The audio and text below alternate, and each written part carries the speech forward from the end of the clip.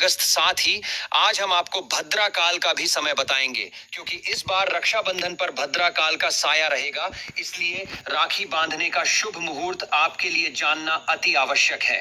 दोस्तों, वीडियो को अंत तक जरूर देखें और आगे बढ़ने से पहले हमारे चैनल को सब्सक्राइब करके बेल आइकॉन जरूर दबाएं। तो आइए शुरू करते हैं दोस्तों। रक्षाबंधन का त्योहार भाई बहन के अटूट प्यार का प्रतीक है। इस दिन बहन अपने भाई की कलाई में रक्षा सूत्र यानी कि राखी बांधती है और उसकी लंबी उम्र की ओर स्वास्थ्य की कामना करती है, और भाई भी सदा अपनी बहन की रक्षा करने का वचन देते हैं। दोस्तों, आपको बता दें कि शास्त्रों में भद्रा काल में राखी का त्योहार मनाना अशुभ बताया गया है। इसलिए भूलकर भी भद्रा काल में आप अपने भाई को राखी कभी न बांधे। इसके पीछे एक पौराणिक कथा भी है। ऐसा कहा जाता है कि लंकापति रावण ने अपनी बहन से भद्रा काल में ही राखी बंधवाई और 1 वर्ष के अंदर ही उनका विनाश हो गया था। इसके अलावा भद्रा, जो कि शनिदेव की बहन है, और उन्हें ब्रह्मा जी ने श्राप दिया है कि जो भी भद्रा के समय शुभ या फिर मांगलिक कार्य करेगा, उसका परिणाम हमेशा ही अशुभ होगा। इसीलिए आप गलती से भी भद्रा के समय रक्षाबंधन का त्योहार न मनाएं दोस्तों। रक्षाबंधन के दिन बहनें अपने भाई की कलाइयों पर राखी बांधती है और उनकी लंबी उम्र की कामना करती है। इसीलिए इस दिन भाई बहन दोनों को स्नान आदि करके और हो सके तो नए वस्त्र पहने, लेकिन याद रहे शुभ अवसर पर काले कपड़े न पहने। वस्त्र पहनने के बाद मिलकर भगवान की पूजा करनी चाहिए। पूजा से पहले आप पूजा की थाली अवश्य लगा लें और उसमें रोली, चंदन, अक्षत, राखी, मिठाई आदि और एक शुद्ध घी का दीपक भी जरूर रख लें। दीपक आप चाहे तो आटे का बना लें या माटी का या पीतल का, जिससे आप अपने भाई की आरती करेंगे। दोस्तों, अब आप इस पूजा की थाली को सबसे पहले भगवान को समर्पित करें और भगवान की कलाई पर पहली राखी बांधें या मंदिर में राखी चढ़ाएं। इसके बाद आप अपने भाई को पूर्व या फिर उत्तर की ओर मुख करके बैठाएं और बहन का मुख पश्चिम की ओर होना चाहिए। रक्षाबंधन पर सबसे पहले घर के मंदिर में पूजा पाठ हो जाने के बाद भगवान गणेश को राखी अवश्य बांधे और फिर अंत में भाई की कलाई के लिए थाली सजाएं। फिर भाई को सबसे पहले तिलक करें, उन्हें रोली, चंदन और अक्षत लगाएं। उनके ऊपर थोड़े से फूल छिड़के, यदि फूल आदि ना हो तो चावल छिड़के, और अंत में भाई की आरती करें। अब आप अपने भाई की दाएं हाथ की कलाई में राखी बांधें और इसके बाद भाई का मुंह मीठा कराएं। भाई के लिए मंगल कामना करें दोस्तों। राखी बांधने के बाद भाई भी अपनी बहनों को रक्षा का वचन दे कि बहन तेरी सदा मैं रक्षा करूंगा, तुझे परेशान नहीं करूंगा, तुझे डांटूंगा नहीं, तेरी हर जिद पूरी करूंगा, तेरी हर इच्छा पूरी करूंगा। माँ बाप नहीं है तो माँ बाप की कमी को पूरा करूंगा। पिता बनकर हर इच्छा पूरी करूंगा। माँ बनकर तेरा पालन पोषण करूंगा। जितना मुझसे होगा उससे बढ़कर करूंगा, और बहनों को उपहार वगैरह अवश्य भेंट करूंगा।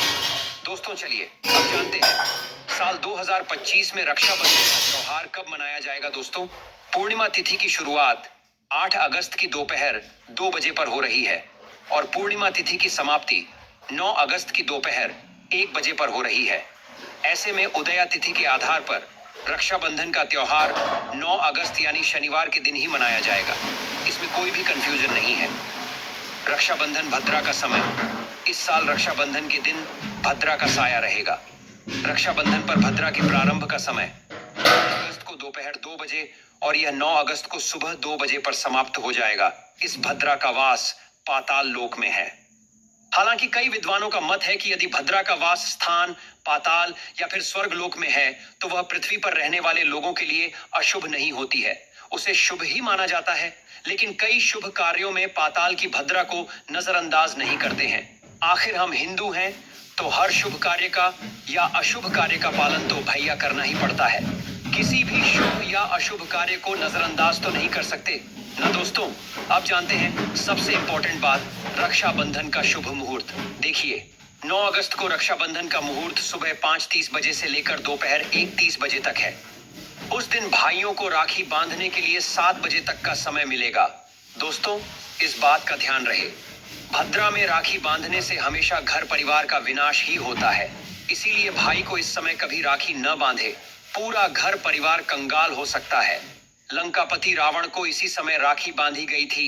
इसीलिए उसके पूरे कुल का विनाश हो गया। इसीलिए समय के अनुसार ही रक्षाबंधन का त्योहार मनाना बहुत ही शुभ और मंगल कार्य रहेगा। थोड़ा कठिन जरूर है, लेकिन यह समय आपके भाई और आपके परिवार के लिए शुभ रहने वाला है। दोस्तों, कई लोगों के यहाँ यह परंपरा होती है कि सूर्यास्त होने के बाद रक्षाबंधन का त्योहार आदि नहीं मनाते, लेकिन रक्षाबंधन यानी राखी, क्योंकि इस समय शुभ मुहूर्त पड़ रहा है और हमें मुहूर्त की अति आवश्यकता होती है। फिर मुहूर्त रात में पड़े या दिन में, मुहूर्त तो आखिर मुहूर्त है। ये दोस्तों, मुहूर्त पर राखी बांधने से भाई को कई लाख गुना शुभ फलों की प्राप्ति होती है। उसका कभी अमंगल नहीं होता। ऐसी बहन का भाई जहां भी जाएगा, दिन दुगनी रात चौगुनी तरक्की ही पाएगा। ऐसा भाई लाखों करोड़ों में खेलेगा, रुतबा, पैसा, धन, दौलत सब कुछ कमाए। राहु दोष, पितृदोष, नजर दोष, मंगल दोष सब कुछ दूर रहेंगे दोस्तों। और रक्षाबंधन पर भाई को काली राखी नहीं बांधना चाहिए, शुभ नहीं माना जाता। भाई की कला पर हमेशा लाल रंग की राखी बांधना बहुत ही शुभ और मंगलकारी माना जाता है दोस्तों। और रक्षाबंधन के पावन अवसर पर उपहार में बहन को चाकू, छुरी आदि कुछ भी नहीं देना चाहिए। इससे जीवन पर नकारात्मकता का गहरा असर पड़ता है।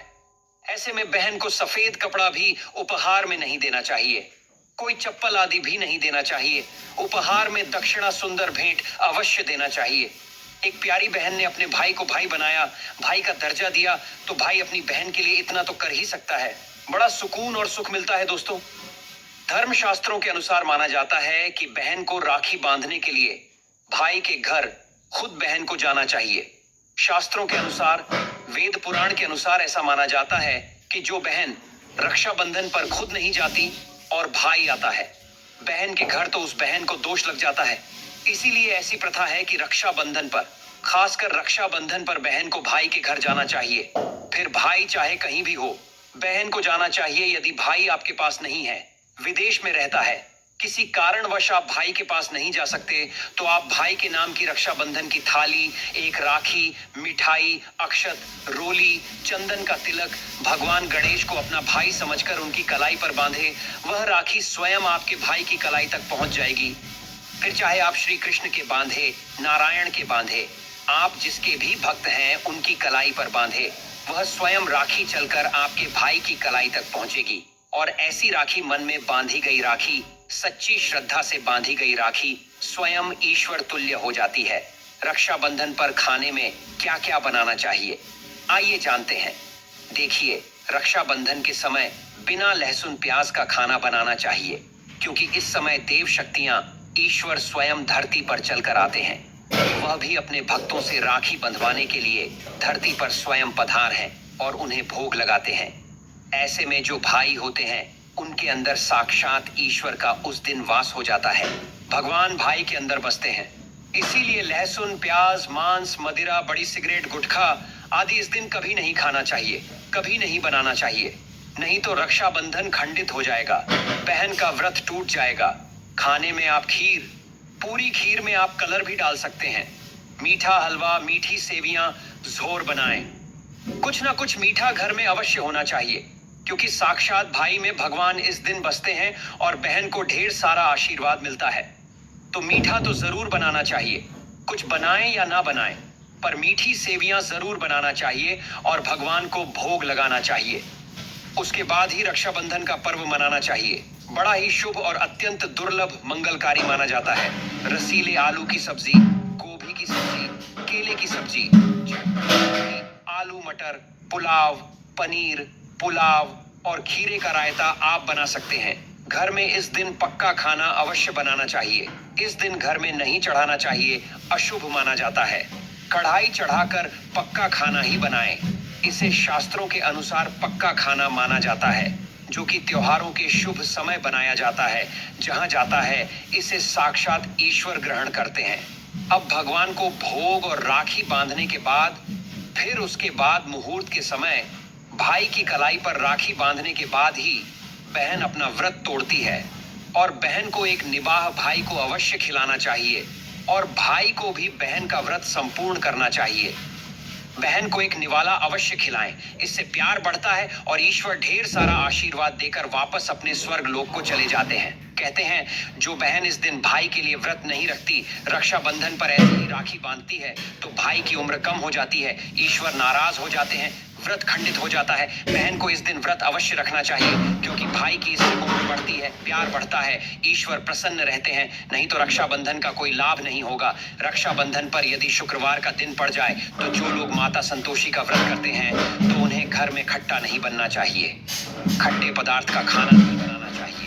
खट्टी इमली की चटनी, पानी पूरी, नींबू आदि खट्टा, आम वगैरह नहीं खाना चाहिए, इससे माता संतोषी नाराज हो जाती है।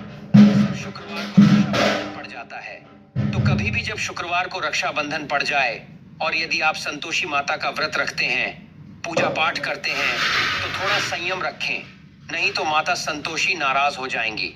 माता संतोषी को खट्टे पदार्थ से अत्यंत नफरत है, वह यह बर्दाश्त नहीं करती, क्योंकि जब शुक्रवार को रक्षाबंधन पड़ता हो तो माता संतोषी भी सक्रिय अवस्था में होती है, वह स्वयं धरती पर पधार है। क्योंकि शुक्रवार मां संतोषी का वार है, इसीलिए थोड़ा नियम जरूर मानना चाहिए। संतोषी माता यदि प्यारी है तो उनका क्रोध भी अत्यंत विनाशी है, लेकिन यह तो संजोग की बात है कि रक्षाबंधन पर शुक्रवार पड़े या पड़ जाए तो थोड़ा सावधान हो जाए। भैया हम हिंदू हैं तो धर्म शास्त्रों का पालन तो करना ही पड़ेगा। रक्षाबंधन पर एक ऐसा उपाय जो बहन यदि करती है तो उसे दुनिया की कोई भी शक्ति धनी होने से रोक नहीं पाती है।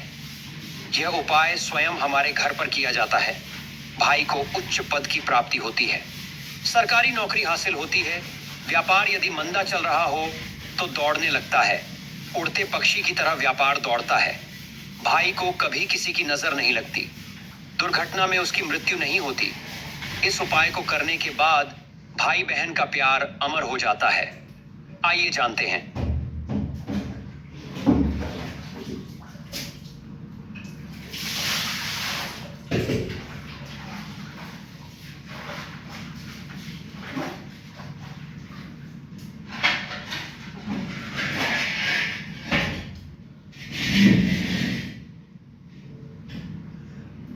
जानते हैं सबसे पहले भाई को राखी बांधने के बाद अपने हाथ में कुछ रुपए लेकर मुट्ठी बांध लें और भाई के ऊपर से 7 बार उतारा करें। अब जो पैसे आपकी मुट्ठी में थे उन पैसों को ले जाकर राखी खरीदे और उस खरीदी गई राखी को पीपल वृक्ष पर बांध दे या किसी भी धार्मिक पेड़ पर बांध दे। वृक्ष पर तिलक करें, मीठा भोग अर्पित करें और वृक्ष पर राखी बांधे। इससे आपकी भाई की रक्षा होगी, वह विजय प्राप्त करेगा। ऐसा करने से बहन और भाई दोनों का कल्याण होगा, भला होगा। भाई को नजर और दोष काल, सर्प दोष, पितृदोष, राहु दोष, शनि दोष, भयंकर गरीबी का दोष कभी नहीं लगेगा। यह उपाय तंत्र शास्त्र के अध्याय नंबर 83 में स्पष्ट लिखा है। यदि रक्षाबंधन पर यह उपाय किया गया तो साक्षात भाई को धनी होने से कोई नहीं रोक पाता। दिन दुगनी रात चौगुनी तरक्की होती है, बहन का भाई के प्रति प्रेम बना रहता है, घर में इतना धन आता है कि आप संभाल भी नहीं पाएंगे। यह उपाय खासकर रक्षाबंधन पर ही किया जाता है, साल में एक बार ही आता है। रक्षाबंधन तो कर लो दोस्तों, यह उपाय क्या पता आपका भाग्य चमक जाए, क्योंकि हमें नहीं पता कब किसका भाग्य 7वें आसमान पर चला जाए।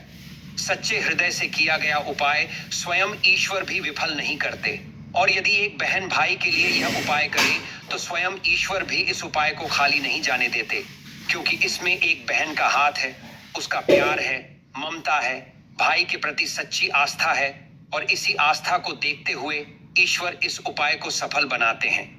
दोस्तों, रक्षाबंधन पर चाहे कुछ भी हो जाए, इस दिन आईना जरूर देख लेना चाहिए। आईना देखकर ही घर से बाहर निकलना चाहिए। भद्र का साया होगा तो वह समाप्त हो जाएगा। आपके साथ बाहर दुर्घटना नहीं होगी और आपको कामयाबी प्राप्त होगी। रक्षाबंधन के दिन जो भी आईना देखकर बाहर निकलता है उसे कामयाबी मिल जाती है। इस दिन आईना बच्चे बड़े सभी को देखना चाहिए, बड़ा शुभकारी और अत्यंत मंगलकारी माना गया है। इस दिन आईना देखने पर राहु की बुरी दृष्टि नहीं पड़ती। भद्रा का साया आईना देखने वाले पर इस दिन नहीं पड़ता, वह सुरक्षित रहता है। आईना हर घर में होता है, अगर नहीं है तो बाजार से रुपए 5 का या RS 10 का आईना ले आए और आईना देखकर ही रक्षाबंधन के दिन बाहर निकले या अपने दिन की शुरुआत शीशा देखकर ही करें। लेकिन ध्यान रहे, रक्षाबंधन के दिन आईना सबको देखना है। जो इस दिन आईना नहीं देखता और ऐसे ही राखी बांध लेता है तो उस पर भद्रा का साया फट जाता है, और एक बार भद्रा का साया फट जाए तो समझो आपकी बर्बादी निश्चित है। इसीलिए आईना तो इस दिन जरूर देखें। सच्चे दिल से कमेंट में लिखें, जय माता दी, रक्षाबंधन की हार्दिक शुभकामनाएं।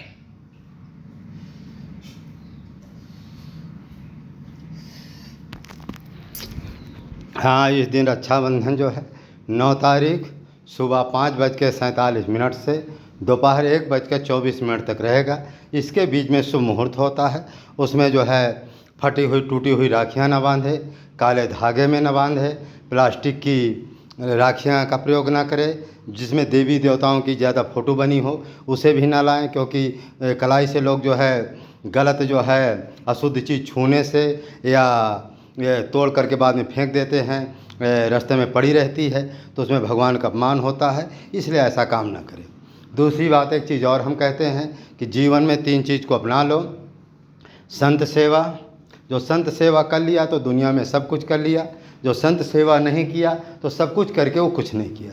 जो माता पिता की सेवा कर लिया तो सारे तीर्थ कर लिया। जो माता पिता की सेवा नहीं किया, सारे तीर्थ करके भी उसने कुछ नहीं किया। जो राम नाम को जप लिया तो सारे मंत्र को जप लिया। जो राम नाम को नहीं जपा, सारे मंत्र जप करके भी उसने कुछ भी नहीं जपा।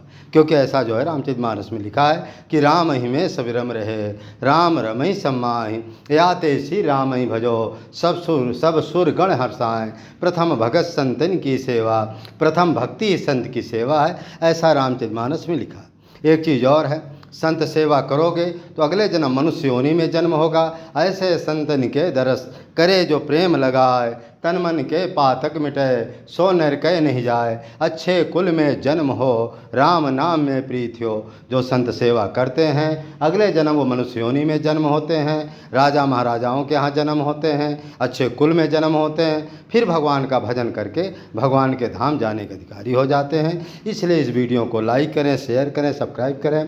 और हमारे यहाँ हर महीना जो है भंडारा होता है, साधु संतों का राशन भी वितरण होता रहता है, और कभी कभी कुछ बीमार संत हैं उनका भी दवा इलाज होता रहता है। लेकिन अब क्या करें, पर्याप्त पैसा ना मिलने की वजह से अभी 2 महात्मा बहुत ज़्यादा बीमार है। एक लाल बाबा, एक महात्मा का पैर टूट गया है, पर प्लास्टर चढ़ा है।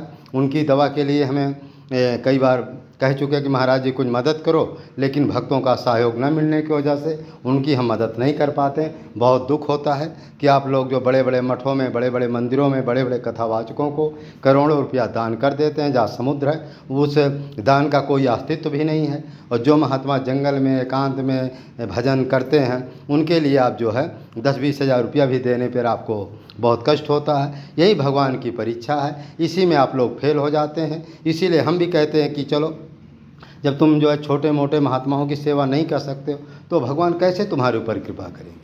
तो इसीलिए कहते हैं ना कि गुरु लालची चेला लोभी, नरक में होए ठेला ठोली। गुरु बने अजगर, चेला बने चींटी, नोच नोच कर खाए। इसीलिए कहा जाता है कि जो संत कहते हैं देने को टुकड़ा भला, लेने को है नाम। जो भगवान का भजन करता है, चाहे गृहस्थ हो चाहे कोई भी जीव हो, क्योंकि संत ही राम नाम का भजन करते हैं, ब्राह्मण ही राम नाम का भजन करते हैं। जो संत एकांत में रहते हैं, राम नाम का जप करते हैं, उनको यदि दान करोगे तो लाखों करोड़ों मिलेगा, लोक परलोक दोनों बन जाएगा। और जहाँ अरबों रुपया भरा हुआ है वहाँ दान करो चाहे ना करो। आप लोग कहते हैं महाराज जी कल्याण क्यों नहीं होता, इसीलिए करना है। जिस किसी भगत से हम कहते भैया थोड़ी बहुत संत सेवा करो, कहता महाराज हम खूब संत सेवा करें। अरे भाई, संत सेवा वहाँ कर रहे हो जहाँ पर महात्मा बड़े बड़े मठों में एसी कूलर पंखा में लगे हुए तो माला तक नहीं फेरते, वहाँ दान करते। वहाँ का क्या मत, उस जैसे तुम वैसे वो, उनसे अच्छा बल्कि तुम हो, क्योंकि तुम जो कम से कम दान भी कर रहे हो तो माला भी नहीं फेर रहे,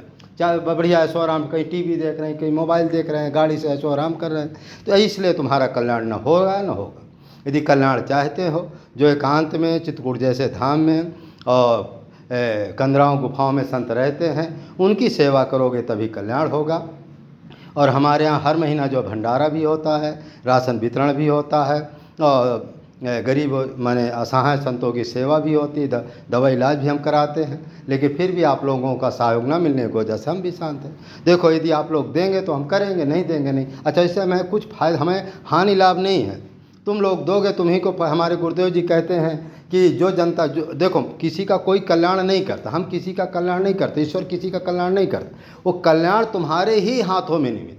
तुम स्वयं जो है दिमाग लगाओ, यदि हम जिस गरीब संत की सेवा करेंगे, जिसकी कुटी टूट गई है, झोपड़ी टूट गया, मकान टूट गया, अभी टाटी घाट में जंगल, वो टाटी घाट का नाम ले रहे हैं, फटिक शिला के पास जो है कई जो है संतों की जो है गंगा जी के किनारे 2-3 महात्माओं की झोपड़ियाँ बह गई हैं, एक उस दिन भी हमने दिखाया था।